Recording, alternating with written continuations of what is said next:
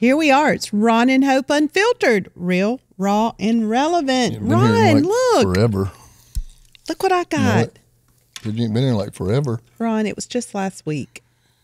Look what I came into our taping. I had a gift on the table, and here it is. Can y'all see this? Came from our technicians. Yes, it came from Kevin and Morgan. And it's rose gold. I love it. You know, I love gifts. So I took mine off. I didn't showcase it to everybody. Well, I was humble gifts with mine. Are one of my love languages, so I'm pretty happy about it. They love it's me. Like your only love language, kind of, isn't it? Is Ron, it one of them, or is it like the only one? It's the top one. Should we tell them about Las Vegas? No. What I said to you in Las Vegas? Absolutely not. I think we should. I think they should know. Ron. Yeah. No. I think we should. Now they all want to know. Well, we're not telling them. There's just some things you don't tell. No, this is Ron and Hope. Unfiltered, real, raw, and relevant. Go ahead and tell them then. It'll be on you. I'll let you get the comments. Let me see. Let me weigh it out. Let me weigh it out. We'll come back around to it. All Tell them right. what we're talking about today. What Can a you do this and woman- be serious? What a woman needs from a man.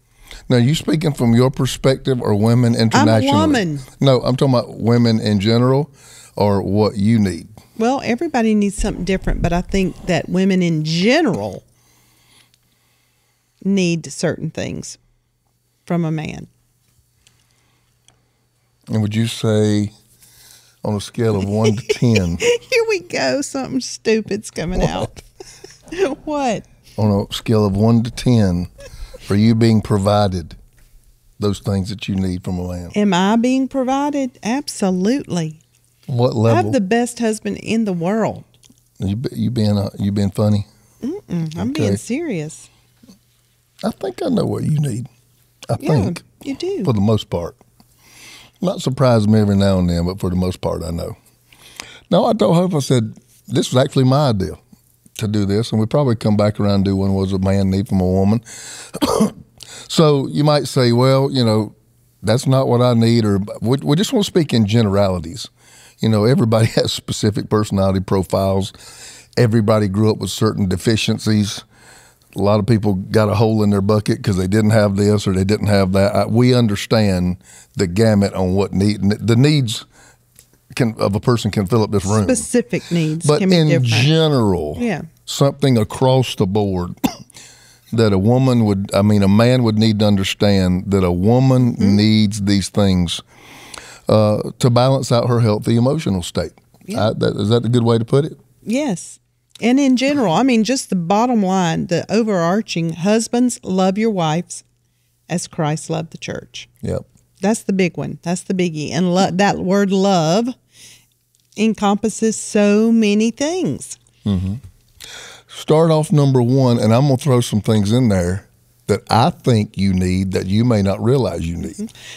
But I would say after living with you this long. To love me like Christ loved the church, I need you to be sacrificial for me. Okay. Next. Okay. Flesh that out. What does that mean? That's very broad. I need you to love me. Okay. I need you to be willing to work hard for me and the kids to make sure our needs are met,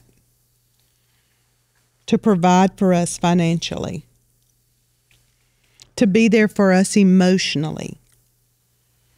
Define that. To be there for us emotionally. To be present. To be present when we're down, when we're sick, when we're going through menopause. Okay, I think when this we've lost a baby. I think this coincides. I would say, you say love me and be sacrificial. I would say it this way. I think you have a real deep need and desire to be understood. And by nature, men don't get women. Because we're very complicated. Yes, you're extremely complicated. Men are extremely simple. We're highly emotional. Y'all are very complicated wiring. We have very hard wiring. And everything meshes together. But here's for the us. thing, you know, where Paul said, dwell with her with knowledge. excuse me, that was Peter that said that. I'm sorry. Peter said, dwell with her with knowledge. That means understand her. And I will tell you, I do think that is a lifelong journey. It is. I think that's a lifelong journey. It's not, though, like you get hit by a light bulb and you understand her. You have to intentionally try to understand her. Yep. You have to understand what a cycle is with a woman. You have to understand her emotions. You have to understand that she's not going to have sex with you if you have not kept your end of the bargain. If you have not picked up the kids or helped with the homework or fixed the fence outside, she's not going to want to openly give herself to you if you've not done the things. Because she's connected to all that. Yes. She's connected. Y'all are not connected. Y'all can compartmentalize. Men can compartmentalize. You're like, sex? Okay. Yeah. I don't care if I have to eat. Do we even have children? Let's just have sex. We can take something, put it off in a box, and put it right over here. We cannot. And this has nothing to do with this. So that's why you have to understand us. We can't do that. Okay. So if you want to have sex, you better get in there and help us wash the dishes. What's that illustration I give at the marriage conference? Yeah, your dad just died. Should be a time of mourning and grieving. The man gets home and says, what do you think about having sex? Well, he's put the death over here, and now he's got wanting to have sex, and those two don't connect, whereas the woman looks at you and says, are you out of your mind? How can she be turned on when she's grieving? So because this is directly connected to this. And I tell me, and I said, if she's been on you about, would you please cut the grass? And she drives up in her yard, and the grass is embarrassing to her, and she's got her next door neighbor. But you standing at the door looking like Rico Suave with your chain on, and you want to have sex. It's not going to happen. No. Why? Because she's connected to that grass. Unkept if yard. you said, would you go get the kids bathed for me while I get the dishes and table cleaned off? And he just sits there in his chair and watches the ball game. But he runs in there about 10 o'clock wanting to have sex, okay? Notice he's always wanting what? He's wanting the physical intimacy. He wants sex. But she's connected to all this stuff so he's got to that he did or did not her. do. That he did or did not do. And what I have told you and we'll do the man thing later, is I said, a man has to sometimes feel like he don't have to work for your sex. Do you see what I'm talking about? It's not really work. It is understanding that she's connected to these things, and these things need to be, she needs to know that he cares about that. Yeah. Okay. Because caring about that cares about to you. us says you care about me. That's when you hear I love you. About. That's when you hear I love you. So, right. And so the both is, that's where the mutual submission comes in. Sometimes you need to be spontaneous, and it ain't based on nothing. That's tough for a woman to do, even physically. Yeah, and but all for a man's like, what does bathing the kids have to do with why won't you have sex with me? Everything. It does, but he takes it personal, and it really wasn't personal. I've told people to seduce a woman, you have to start about 8 a.m. True. And it's a day-long process. But see, baby, high five me. You've learned it. You understand me. No, I knew that as a child. Oh, you did? You knew that? I was born that way. You knew that as a child? I was born that way. Oh, okay. That was innate giftings that God gave me. Father God, here we go. So, no, right. Okay, this comes a little bit more natural to me than I think some guys. I remember our daughter was having a talk with me a while back about, seeing some things that I did for you during our marriage that were attracted to her. And I had to tell my daughter, I said, I need to hold you back a minute. I said, I don't think I'm normal. I said, the normal's probably somewhere in the middle. I said, I probably go a little bit overboard because I'm actually one of those crazy guys that I get some level of fulfillment out of making sure that your world is taken care of. Do I not? You do. I do. And I don't know that that's... I don't know that we want to diagnose that. I don't know that that's a general statement with everybody. But there's some things that would be a part of the natural part of my day that some other guys might look and go, you're always thinking about me. You really are. You're thinking about, how will this affect Hope? How will this make Hope feel? Would Hope like this? Does this fit in her schedule? You're always being mindful. We got electric vehicles out here, so I'm like, okay, if I do this, then her car ain't going to be charged. You really are. You take care of me. You're a And that good makes husband. you feel what? I feel safe. I need safety. So you need to be loved sacrificially. You need to be understood. But you also need to feel safe. I do. I want to feel safe. Define that. Define some things that make you feel safe. For me personally, I know that I am the weaker vessel. And you don't have no problem saying that. I don't. Yet. And I don't mind it at all because I like being taken care of. And you make me feel very safe. I know that if you lost your job, if something happened, I know you'd go do whatever it took to work 3 jobs to make sure the bills were paid. Now, would I need to go work? And I would, and I don't mind it. But I know that you are going to do you're not going to sit at home and lay down on me. You're going to take care of it. I feel safe. You know, there was a time where I couldn't provide for you well, and it worked on me. It worked on my manhood. I think most men would say that. Did you see me as less than? I did not, because I saw you working so hard to do what you were doing. So it wasn't the actual money that came as a result. It was the diligence that you saw in me. Yes. Yeah. I knew days would get better because you were a hard worker. Wasn't the amount of money. I'm learning some things today. Sometimes I hadn't heard her say this before. And I worked 3 jobs, so you would work one. Well, we're built that way. We do what we have to do. We still do that. Yeah. If it needs to be done, jump in there and do it. That's one of the places where we're friends and partners. We share that same We're pretty much both go-getters. Yeah, don't complain about it. Get it done. Just get it done. And don't wait on somebody else to do it. You know, we're both kind of built like that, whether it's at church, honestly, at home. Just we walk in, we walk in the house and we start doing stuff. This needs to be taken out. This needs to be put up. This needs to be rinsed off. You know, we just start doing it. And that's kind of the way, I think we've always been like that, though. You know, you wash dishes, I'm in there vacuuming. And that was just normal to us. But there's a lot of people that does not function that way. They do not. And when they hear it, it's a strange sound to them. It is. And I can't imagine being married to some of those men. I cannot. Well. Couldn't do it. So, and this is not scripted. We didn't read this out of no book, you know, the 13 things that every woman needs. So if you see this in a book, it didn't come from because we read it. This is unscripted. You need to be loved sacrificially. You need to be understood, and you need to feel safe. I do. Okay. What else makes you feel safe? My choices, my character. Knowing your relationship with the Lord. That makes me feel very, very safe.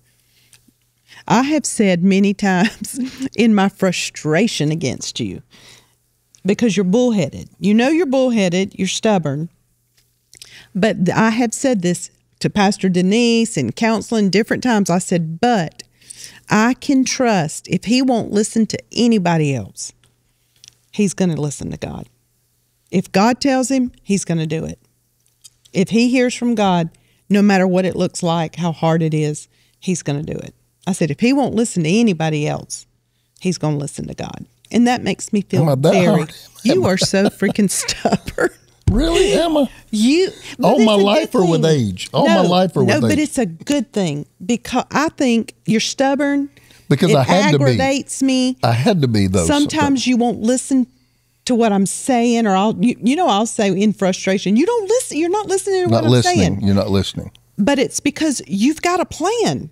You are proactive. You're already on stuff. Sometimes I have to pull you back to listen to say, wait a minute, can we talk about this? Or have you thought about this? Or let me show you what I think. But that makes me feel safe too, that you have a plan. I told you years ago, one of the things that I love so much about you is that you are always... Yeah, I didn't see that answer coming. You threw me when you said that. You're always working on a plan. I thought you were going to say, like, I love the way you kiss me, or I love something romantic.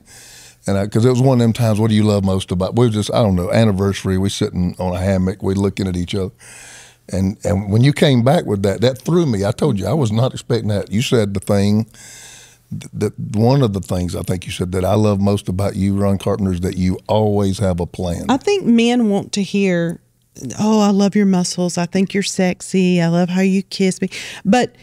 And you have all of the great physical traits. But that's not, yeah. But for a woman to go the distance, because looks fail. We get older. We get wrinkles. Beauty is fleeting. It is.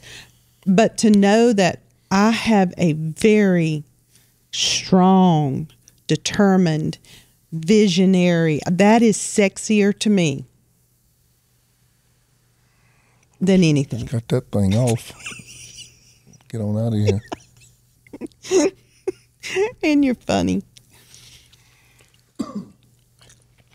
I would say, this is an observation, this is fun. You like this because I'm tooting your horn. I would say, okay, well, let's stop.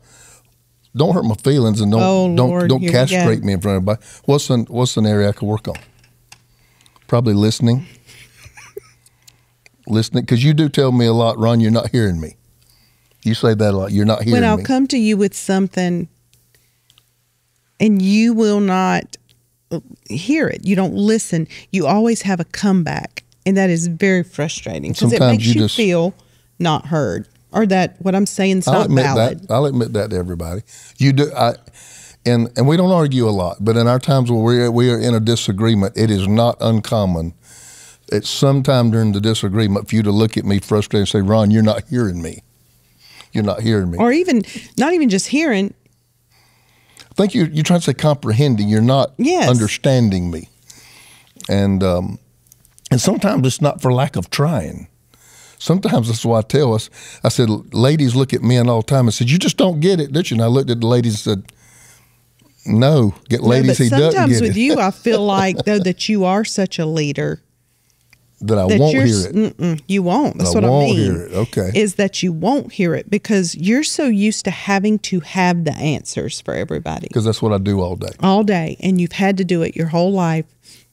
You've had to have the answers. You've had to have the vision. You've had to come and rally the troops. Solve the problem. And so you've already got an answer in your mind. You're right. Before I sit down to say anything. And you've already decided that's the way it's going to be. You're right. You're exactly right. You didn't even get to finish telling me the problem, and I answered it. And then sometimes I think that frustrates our kids too. Yep, it does. Because I've heard them say that. Yep. Dad, listen to me. Dad, listen to me. So out of the mouth of two or three witnesses, I think in my head, I don't know if this is a generality in men. So if you was asking me what I need the feeling of I can fix something. Because when somebody comes to me with a problem, can I tell you what, the same thing that's frustrating my kids and you is frustrating me. Sometimes people don't want me to fix it. They just want me to listen to the problem. That frustrates the crap out of me. If I'm going to sit there and give you an hour and listen to the problem, but you're not going to let me fix it, and I know I got an answer in the back of my head. Now, if I'm coming to you for a problem, I want you to answer it. But our daughter don't. But I'm coming to you saying I got an answer. Yeah. I've had to learn about channeling, though. Channeling just wants me to hear. Yep. Her frustration, her pain, what's aggravating, or how bad her day was. And, well, baby, did you think about, she don't want that. Mm-mm. But that is my go-to, because while I'm listening to her on this side, I'm fixing it on this side. So I'm waiting for her to finish so I can give her the answer, because that's the way I'm built. And I've had to learn, you're not nearly as bad as her, but you are that way sometimes. Sometimes you don't want me to fix it. Ron, just sit here and listen. You know, the fact that my world ain't perfect right now, and I just want to talk about it. I could use some help there and not trying to be bullheaded and have an answer. You're right. So we took me back down a notch. You lifted me up. But I was going to tell you, I'm looking at you in that shirt. You've been taking some new medicine and you getting trim. Everybody's going to think I'm on Ozempic now. You not on Ozempic. Some medicine. You getting trim I am. Don't show everybody my 8-pack. Your 8-pack. Oh I ain't never had a pack or nothing. Pack. No, but you are. I can tell. I've lost weight. Yeah. Looks great. I'm actually on a medicine where they had to get my sugar down. Mm-hmm. It wasn't too high, but It they wasn't wanted too to high, get it but they didn't before like where got it high. was. And he told me the medicine they put me on, he said, you're probably going to drop a little bit of weight with this. And I told you I'm not as hungry because the man can eat, can't he? My Lord. Can me and my kids eat? Me and my 2 boys. It blows my mind We what can you eat. put down some food. We can leave a restaurant at night And I'll go make a sandwich. drive in the driveway and you making a peanut butter sandwich. I'm like, dude, if you was that hungry, you should have ordered more at the restaurant. And my boys are just the same way too. Boy, when you call my boys, they'll talk about what they're cooking. Chase is the worst. They'll talk about food. Chase is obsessed with food. And he can cook too. Both of them can. Chaz learned how when he lived off the campus at college, and Chase did because of his bodybuilding. But anyway, we've got this last one right here. Oh, we got plenty of time. Let's go 2 more. You tell me one you know, and then I'll tell you one I perceive. Another one that I need from you? There's a lot of stuff. Go ahead. I think I'll throw it in. I think you need variety. In what? Everything. I think same old. You are a kind of person that can do that for limited amounts of time. That I would say that would be more me in my early years. Now, you have to admit, I am more chill, relaxed, can stay at home, all those things than I used to be. Yep. But I can look at you and say, you say, baby, we're going for anniversary. And I say, man, I love Cabo. We went last year. And you're like, we've already been to Cabo. 12 times. You know what I'm talking about? Yeah. So I love, if I enjoyed it, let's keep doing it. Right. That is so true about you. You're going to go to the same sushi restaurant. If I've gone to 3 or 4 places and I'm like, this one is the best, then I'll go to that one 50 times. You will. You know, because if I find something that works, stay with it. And you will come up and you kind of push the envelope, you know, let's go here or let's do this or let's eat here. And we haven't done that because I think by nature you have sometimes a taste for something different. I told people, I said, I get in my routine and I long for a break. And while I'm in my break, can't wait to get back. I start longing for my routine. Yep. And that's kind of the way I work. I think you and I have learned that about ourselves. We love, I flourish in a routine. You do too. I have to have structure. I'd be all over the place. Yeah. But we go so hard. You know, ours is not 9 to 5. No. And it's not the same thing every day. We go so hard and there's so many pulls on our life that we've learned to take shorter. You got to remove yourself from it. Yep. But closer together. Like every 6 weeks, we'll take a 3-night break. Yep. And we used to wait all year and then go off somewhere 8 or 9 days. Yes. Yeah. That doesn't work for us. That doesn't work. And so, you know, coming in every 4 or 5 weeks and saying, okay, we're going to get out of here for a long weekend. We do that a lot more than we used to. And that fuels us, refreshes us. You need gifts. I do. Kevin and Morgan. What? You did it. Let me ask you a question.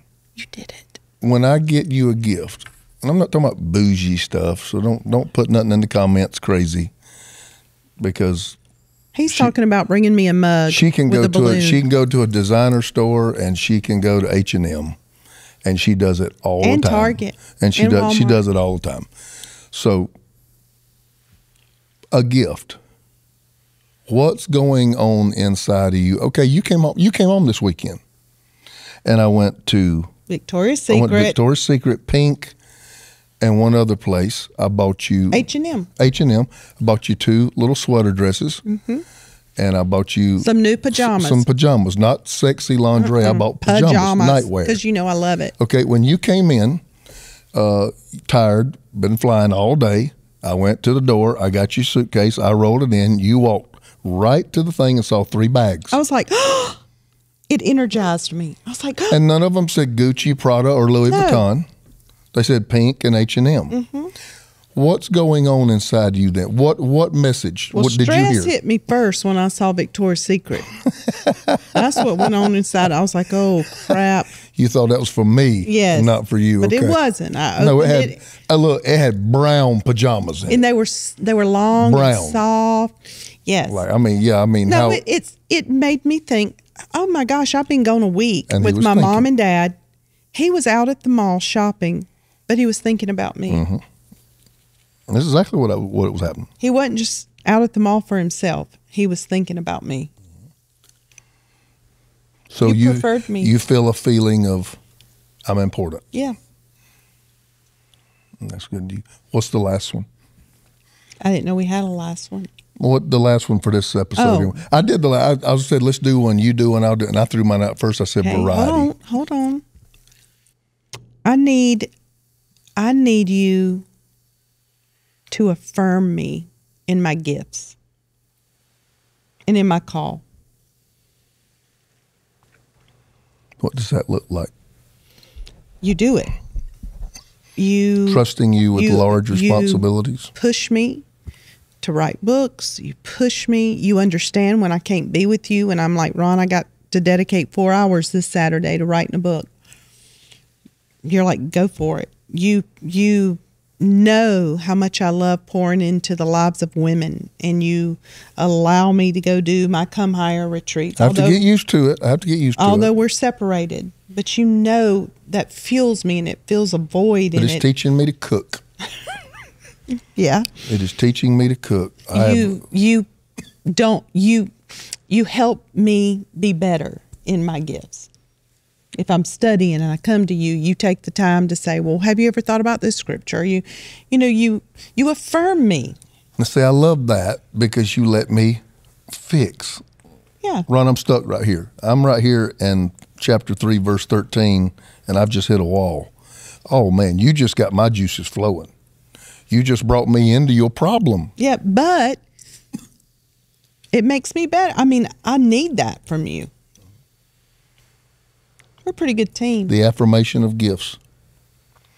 Let me ask you this. You have counseled as many women as any counselor who does it professionally probably. Come Higher. You've heard every problem.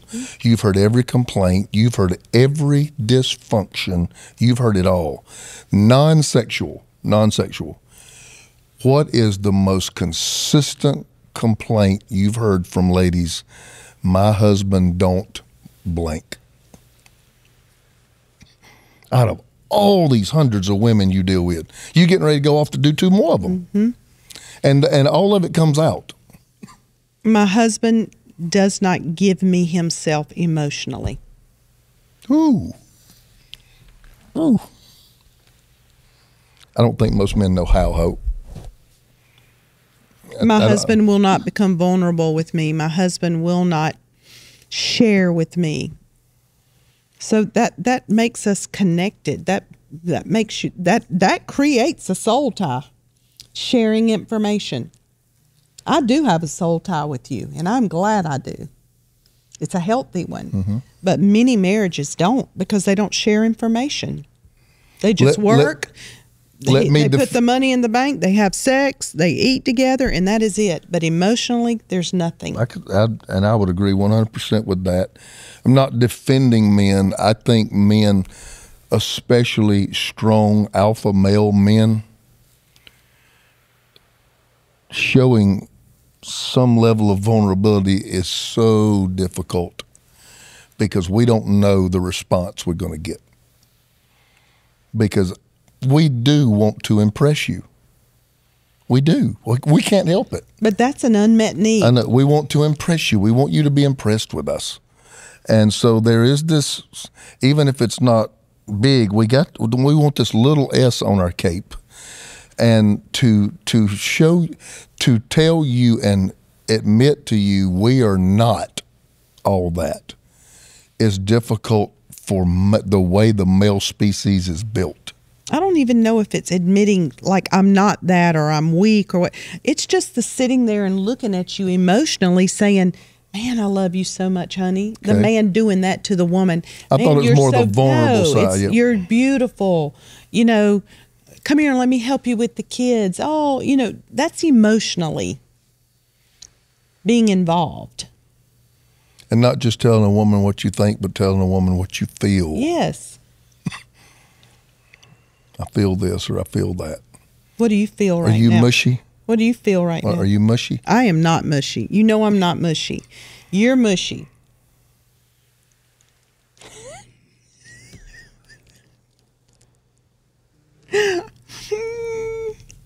So you don't ever like it when I get like sentimental?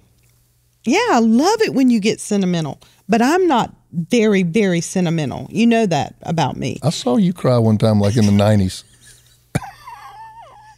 I said something nice and I saw you cry one time in the 90s. No, I do cry. You can bring it out in me when nobody else, you and my kids, really. But I'm so black and white and very dunk, dunk, dunk, dunk, dunk, dunk, dunk. You're more romantic. You're more mushy. I'm more grab you and make you stand right there and listen to me.